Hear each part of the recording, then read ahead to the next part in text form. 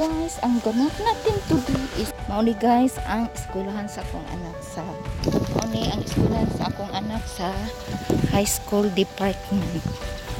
Adto na ko sa taas kay ako nang adto ng akong anak. Ako nang adto ng iyang guys sa akong anak na grade 11 student.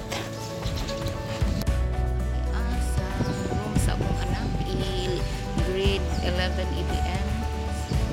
Guys. Ano ni?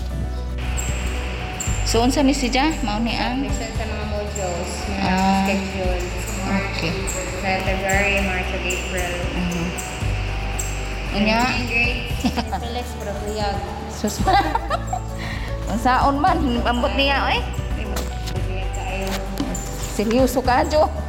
Sige, deserving na sa siya sa mga grades niya. Ako na lang ning badlungon.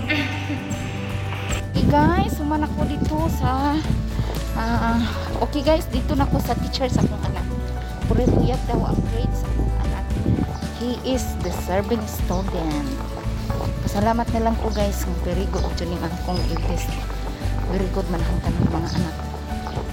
Okay guys, maura to guys ang akong ika-share today.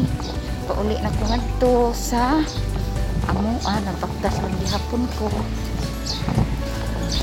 Wadyo ko na kalo is Ginoo ay problema. Ang grado sa akong anak, ang grade 11 student.